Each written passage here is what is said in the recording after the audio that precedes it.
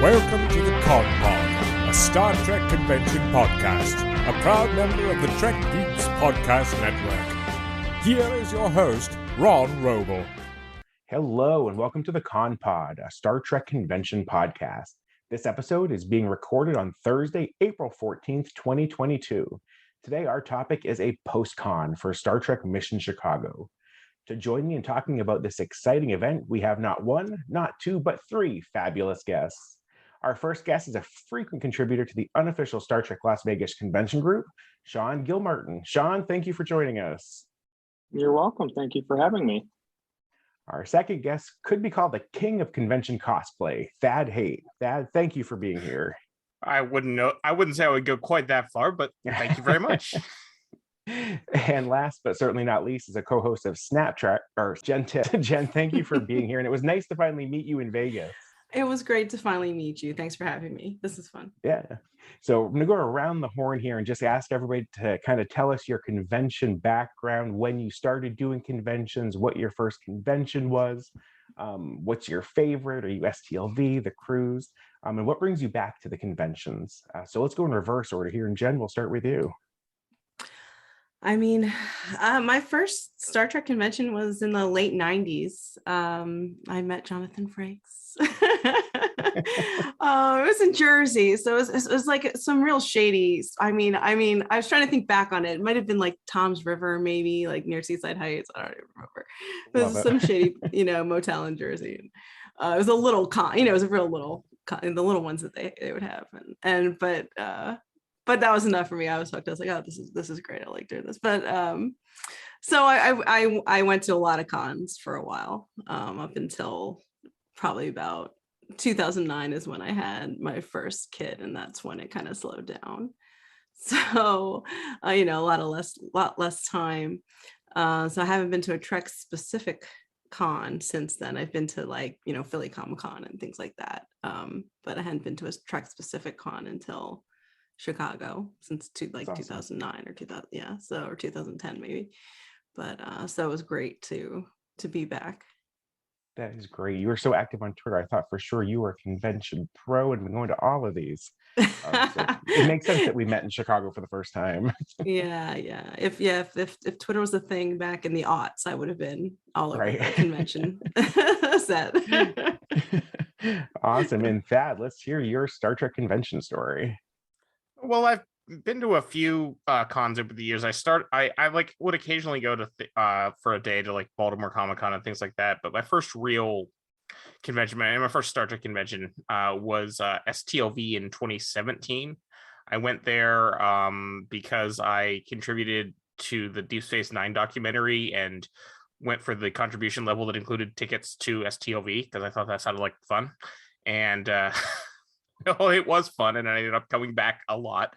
I now go to as many Star Trek cons as I can. I would say at this point, my favorite Star Trek con is the cruise. I went on the cruise for the first time in 2020, right before the world ended, and absolutely loved it. Just went on it again this year, and it was fantastic. It is probably my favorite Star Trek convention type experience. But I also awesome. love STLV, and I loved this convention in Chicago, and I will keep going to any and all Star Trek conventions. And are you booked for the 2023 cruise? Yes, I am.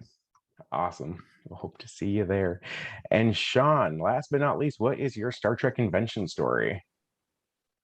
I started at STLV last year. That was my first one ever. And then I went on the cruise, and then I went to Mission Chicago. So everything all at once. Love it. And I loved it. One of each. One of each. So I definitely consider myself to be like a baby Trekkie con person. I don't know how to describe it, but I was hooked the first time I sat down in Las Vegas and was just overwhelmed. And so now I want to do everything forever. I feel like a lot of us start that way, where it's like, I'm just going to do one. It'll be a once in a lifetime experience. And then fast forward, you're doing as many of them as your budget allows. It's addictive. We all know that feeling. Right? So jumping right in here, so the highlights of this convention, I kind of thought we could go through each day and see what was one highlight that everybody had for the day, and just go from there. So Thad, we'll start with you. Kind of what was your highlight for Friday? Would probably be Will Wheaton, because for those who may know, he doesn't go to the convention in Las Vegas, so he's not a fan of Creation, the company that runs that one, so he refuses to go, which is his personal decision. That's fine.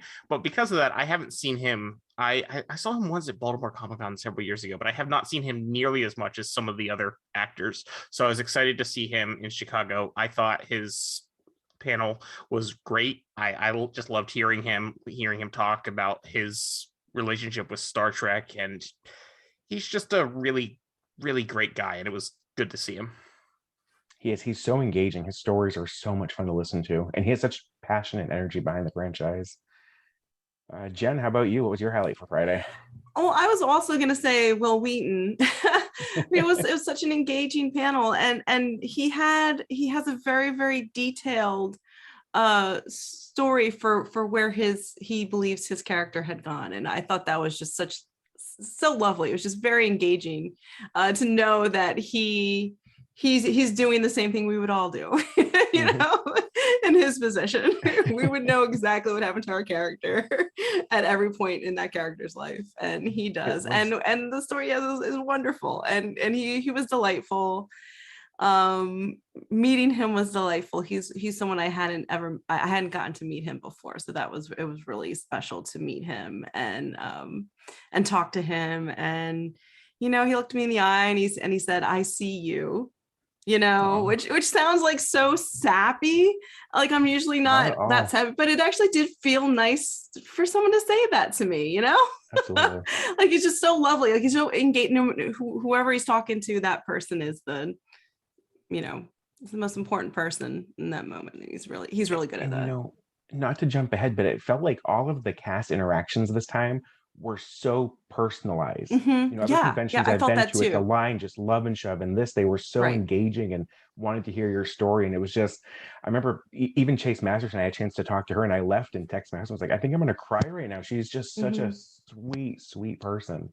I felt the same way. It was never rushed. Sometimes they're not there as long, so the lines get really long and they're moving you through like a cattle chute, and none of that happened to any of the cast that I went up to this time. And Sean, any highlights for Friday? Definitely Will Wheaton spotlight. I think, kind of like that said, I had never seen him anywhere, so I was super excited to just be in his presence, even though I didn't meet him. I really loved the Doug Jones spotlight. I love Saru. I loved him in so many movies, and it was just interesting because he talked about his career, and he's so animated, and there's just something about him that you have to love. So that was definitely like, I don't know, I left kind of like you guys were saying, I left feeling joyful and cheerful, and I didn't even talk to him. I was just sitting there. It was fun watching him too. I was in line for Sonequa Martin Green to get an autograph, and I got a selfie with him in 2018, and he was doing the same thing here, where when you get a selfie with Doug Jones, you're getting a hug. He runs his hands all over your face. I mean, we're back to touching, which was such a nice relief after the last convention, where it was very still hands off, still having a lot of COVID, which it was still a case here, but I think they were much more relaxed and enjoying the event.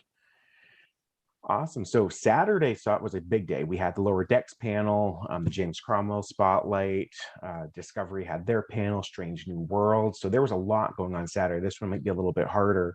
But Sean, we'll start right with you. What was the highlight of Saturday for you? Everything. Everything. I love it. Everything. But no, really.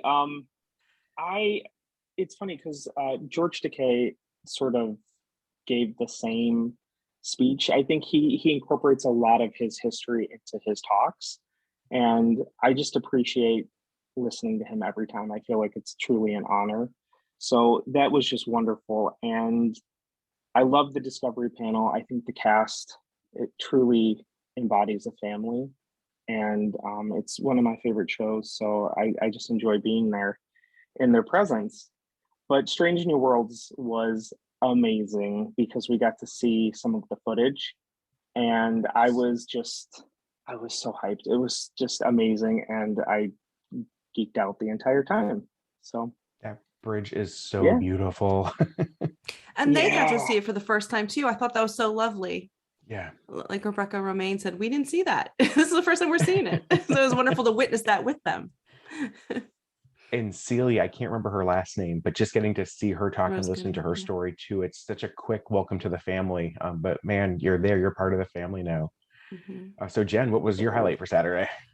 The energetic lower decks panel. Yes. It was insane. Those people are so wonderful. I mean, they were sports, wearing the outfits.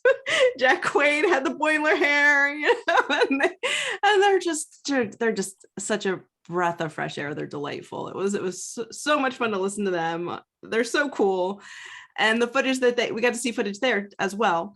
And the footage they showed there was really funny. It was just this perfect little touch of Lower Decks without, giving away any of the storyline for the season. It's just a fun little vignette of classic Lower Decks hijinks. And it was, I'm still smiling about it. It was a great panel. It was one of the best panels I've ever been to, quite honestly. And that cast has such energy and such good energy. And they said a lot of them hadn't even ever been in the same room together recording because they do it all long Yeah. distance with COVID and everything. So it was fun to see them really have great chemistry as well. Right. Thad, how about you? Such What was great the highlight? people. They're just like, Yeah, in Star Trek in general, they hire great people. This is what happens, This great, absolutely. it's great stuff. For me, that Lower Decks panel was amazing. I think this was their first panel with the audience since their show started, because their show started in the middle of COVID. Mm-hmm. And it was fantastic to see. Like, I feel like they were all a little overwhelmed by how well they were received and how excited we were for them to be there. Mm-hmm. And then they were mirroring that excitement, and the whole thing was just, the energy in the room for that Lower Decks panel was just incredible. It was special. Yeah. I love that. The other thing that I really loved on Saturday, I with my friend Carl, we did a cosplay of Miles O'Brien and Julian Bashir in their Battle of Britain holodeck outfits. It was And so good. That was So fun to walk good. around and like have equal parts people be like really excited to see us and people being like, what on earth are you wearing?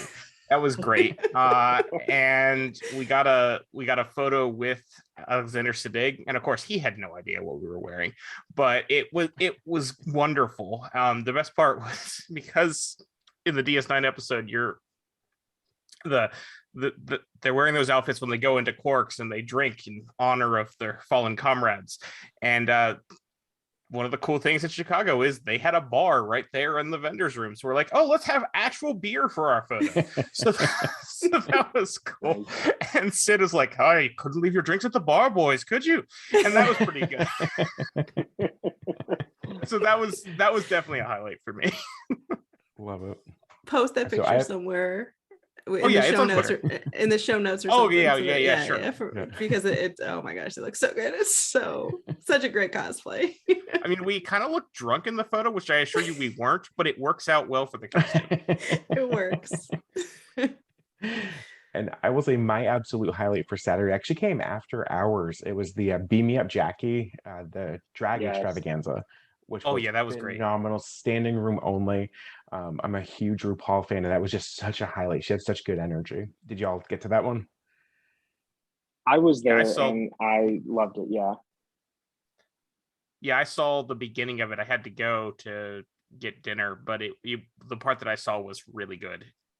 And her dress was absolutely fabulous. This sequin thing mirrored after Counselor or an original series science uniform, just absolutely stunning. But that seemed like Saturday was the big day. Yeah. So Sunday was a little bit lighter on content, but still a lot to see and do. Jen, let's kick off with you and see what your highlight was for Sunday. Oh, my absolute highlight for Sunday was seeing Tawny Newsome rock out on the main stage with 5 Year Mission singing Psycho Killer. It was so good. It was thrilling. It was a thrill. So much Now, fun. I didn't know she She's sings great. too. I guess she mentioned in her panel that she's got an album out. I know Noelle Wells Yeah. does as well, but she So has a she set of was heights on her. yeah, she was in a Talking Heads tribute band, which is why she knew Psycho Killer. But she also has an album out beyond that. And you're right, Noelle Wells sings too. And during the Lower Decks panel, Mike did promise that they would get to sing. Yeah. We all heard half of it, so we can't take it back. So. Oh, that's right. I am Yeah. so looking forward to the musical episode of Lower Decks. It's going to be amazing. Gosh, it's gonna happen. I don't know. I feel like Lower Decks became my favorite series. It was close to being my favorite series before, but after seeing their panel, it's hard not to love those guys.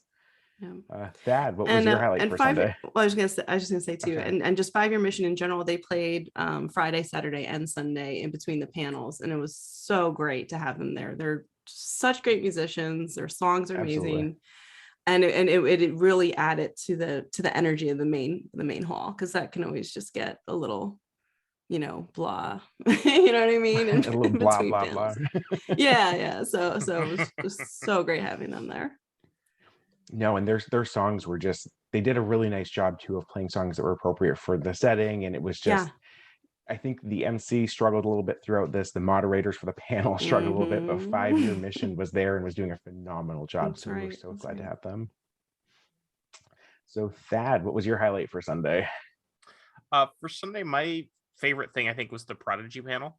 I really enjoyed that. I loved how they had a whole bunch of kids asking questions, and they were really good questions too. I also very much enjoyed Kate Mulgrew asking them who their favorite character was, and they all said Murph. That was good too. But yeah, I really enjoyed that panel. I thought that was great. It was the one little girl too that said, I want a Murph plush Stuffy. And everybody started clapping, mostly adults, but that's fine. I would absolutely. You know what we want as Trekkies. They were selling Geordie Bears. Why weren't they also selling Murphs? Right. And Sean, how about you? $30. So Sean, what was your highlight for Sunday? So I actually didn't make it back to the con on Sunday. I shared an Airbnb with some friends that I met at STLV. And we ended up just spending most of the day sitting around and talking. Nice. And so it's a very different sort of con experience, because I felt bad that I wasn't there. There was so much I wanted to see, but I was like, I haven't seen these people in so long, and I probably won't see them for another 6, 9, 12 months. And it just was really nice to spend that time together. So that was my highlight. Yeah, that's the real best part of the convention. Absolutely. Oh yeah, hanging for with sure. your friends. And it was kind of a relief, Sunday, like I said, was kind of light on programming. There was a lot happening still, but it definitely wasn't a Saturday level.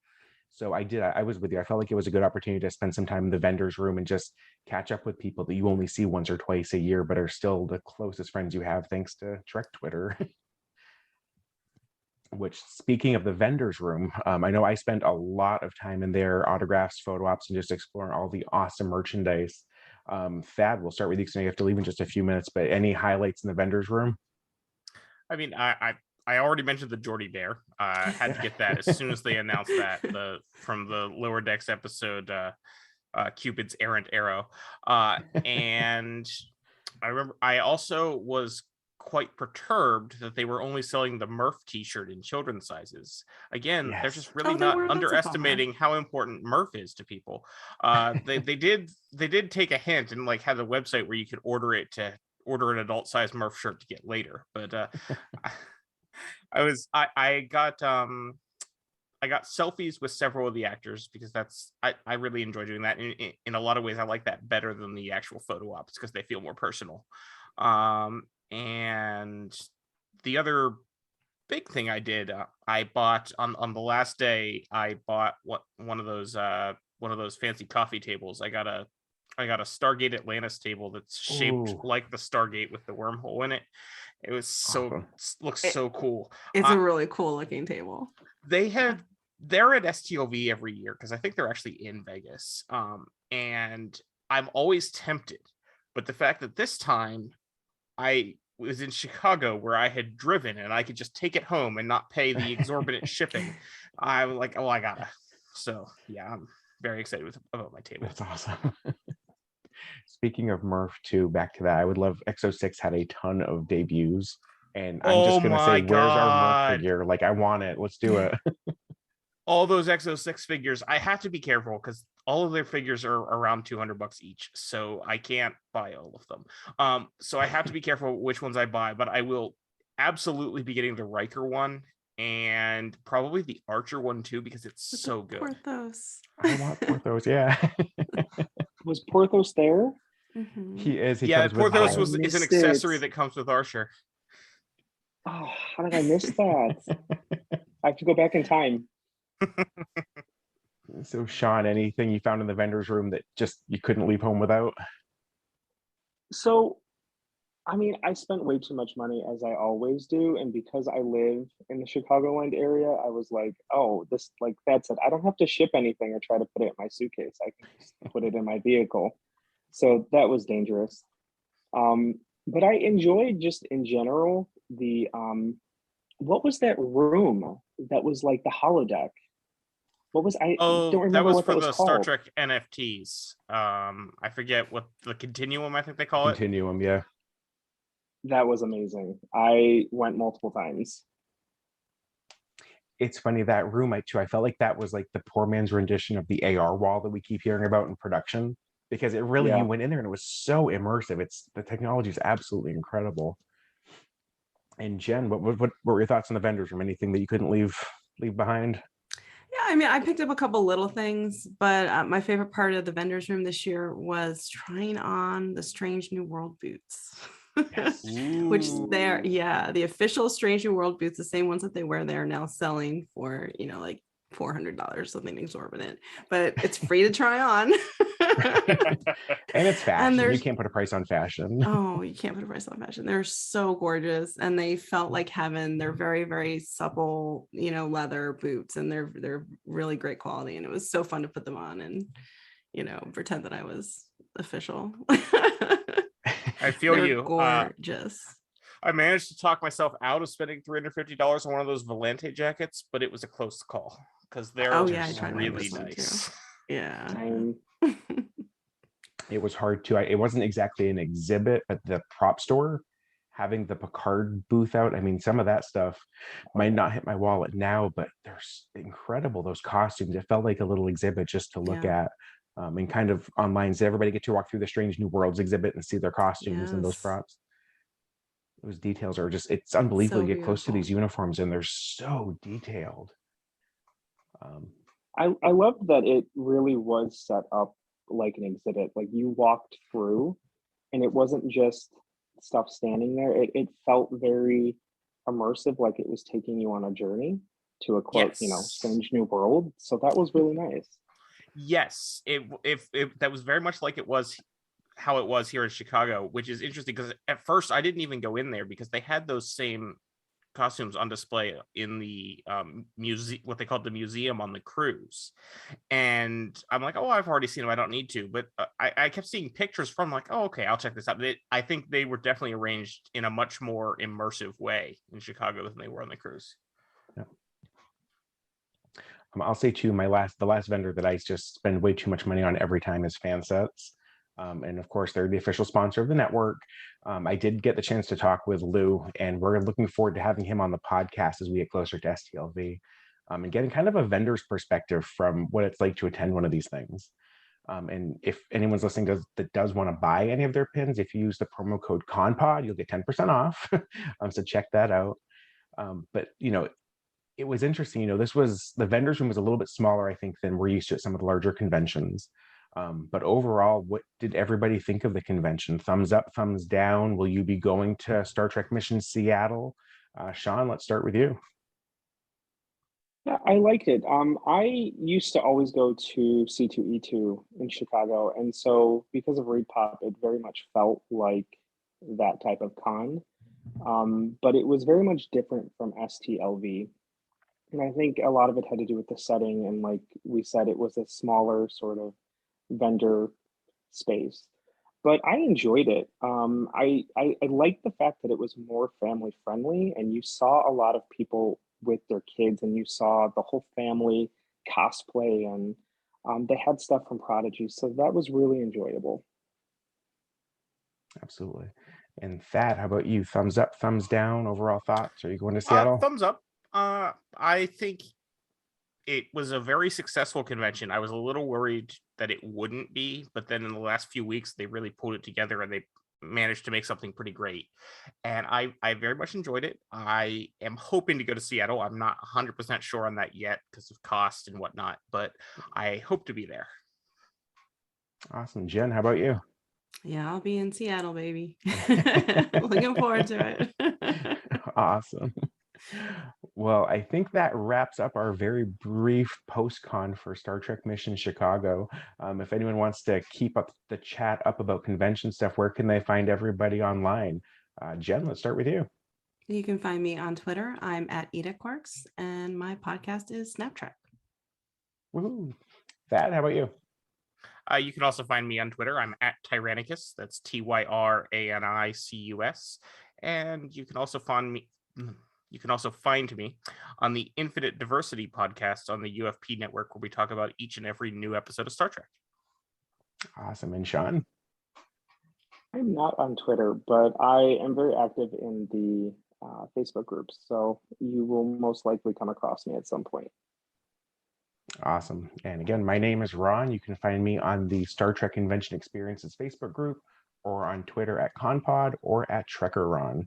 Guys, thank you so much for being here. Hopefully we don't have to wait honestly, our next convention is more than a year away for the official convention, but we are exactly 200 days until Las Vegas today. So super excited. Thank you guys for being here. I very much appreciate it.